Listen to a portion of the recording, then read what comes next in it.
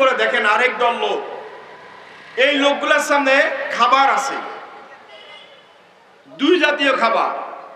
এক জাতীয় খাবার হচ্ছে খুব ভালো জান্নাতি গোশত তার সামনে রয়েছে, আর অন্য পাশে কিছু দুর্গন্ধ পচা গোশত তার সম্মুখে। আর দুই গোশত থেকে ভালো গোশতগুলো সে না ভক্ষণ করে, না খেয়ে, না নিয়ে সে পচা দুর্গন্ধযুক্ত গোশতগুলাকে নিচ্ছে আর খাচ্ছে। নাউজুবিল্লাহ বলেন না। আল্লাহ নবী এটা দেখে জিবরাইলকে বলেন, জিবরাইল এদের এই অবস্থা কেন? ভালো খাবার আছে, সুস্বাদু খাবার আছে, সুন্দর গোশত দেখা যাচ্ছে, এই গোশতগুলা না খেয়ে পচা দুর্গন্ধ এই গোশতগুলা কেন তারা খাচ্ছে? জিবরাইল বলেন, ইয়া রাসূলুল্লাহ, এটা খাচ্ছে মানে এটা তাদের শাস্তি। এরা হচ্ছে দুনিয়ার ওই লোকগুলা, যে লোকগুলা দুনিয়াতে তাদের ঘরে পবিত্র হালাল স্ত্রী থাকা সত্ত্বেও তারা পবিত্র হালাল স্ত্রীর সাথে মেলামেশা না করে। আপনারা আছেন নাকি? এই লোকগুলো হচ্ছে ওই লোকগুলা যারা তাদের ঘরে পবিত্র হালাল বৈধ স্ত্রী থাকা সত্ত্বেও নিজের বৈধ স্ত্রীর সাথে সহবাস মেলামেশা না করে অন্যের স্ত্রী বা বেগানা নারীর সাথে তারা মেলামেশা করেছে, তারা পরকীয়া করেছে, তারা জিনা করেছে, তারা বেবিচার করেছে।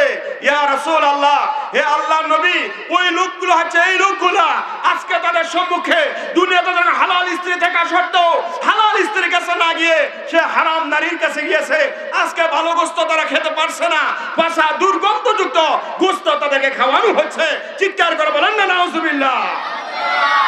ভাইরা আমার, প্রিয় ভাইরা আমার, এই সমাজে জিনা বেবিচার আছে কি নাই? পরকীয়া আছে কি নাই? প্রবাসে যারা থাকে, প্রবাসে যে সমস্ত ভাইরা থাকে, তাদের হালত কত কষ্ট করে তারা প্রবাসের সময় কাটাচ্ছে, আর এদিকে তাদের স্ত্রীরা পরকীয়ার সাথে যুক্ত হয়ে যাচ্ছে। কি কথা বলেন না, ঠিক কি না? আবার তারাও অনেকে প্রবাসে একদিকে তারা কষ্ট করছে, হালাল উপার্জন করছে, অন্যদিকে এই মোবাইল উপকারের নামে গজব।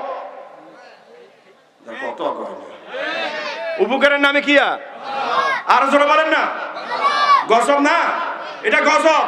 হ্যাঁ, এটা উপকারেও আসে, আবার এটা গজব। ঘন্টার পর ঘন্টা প্রবাসে থেকে অন্যের নারীর সাথে, অন্যের মেয়ের সাথে ঘন্টার পর ঘন্টা সময় কাটিয়ে দিচ্ছে, তার কোনো খবর নাই। আওয়াজ করে বলেন না, ঠিক কিনা? এটাকে কি বলা হয়? জিনা।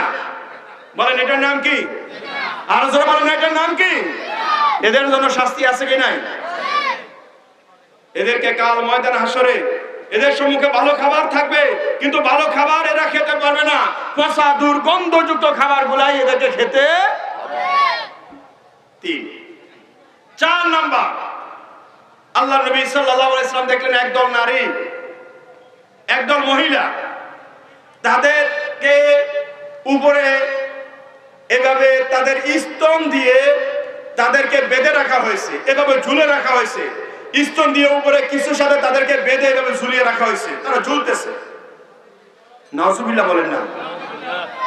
কি কঠিন অবস্থা, কি কঠিন সিচুয়েশন, কি কঠিন হালত।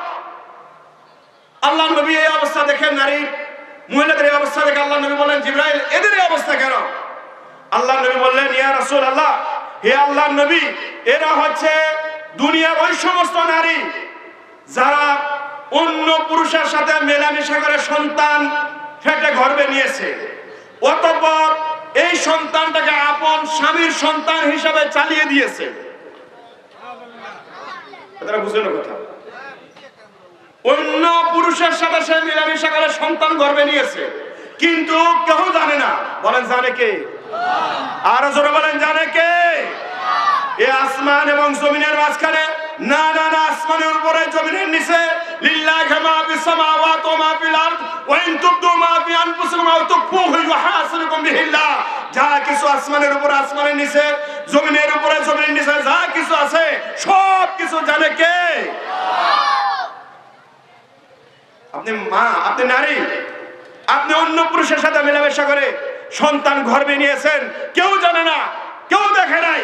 আওয়াজ দেখাচ্ছে কে? রাসূলুল্লাহ সাল্লাল্লাহু আলাইহি ওয়াসাল্লাম বলেন, এই ওই নারীগুলার শাস্তি হবে এমন, আজকের এই রজনীতে আল্লাহ সুবহানাহু ওয়া তাআলা তার একটা রূপ, তার একটা প্রকৃতি, তার একটা নিদর্শন আজকে আল্লাহ আপনাকে দেখিয়ে দিচ্ছেন। চিৎকার করে বলেন না সুবহানাল্লাহ। এইভাবে সকল ধরনের কুরআনুল কারীম সূরা জিলজালের মধ্যে এসেছে, ফামান ইয়ামাল মিসকালা যাররাতিন খায়রান ইয়ারা ওয়া মান ইয়ামাল মিসকালা যাররাতিন শাররান ইয়ারা। আল্লাহু আকবার। আলমিয়া বিন্দু পরিমাণ, অনুপরিমাণ কেউ যদি নেক আমাল করে, নেক আমাল মানে কি? ভালো কাজ। বলেন নেক আমাল মানে কি?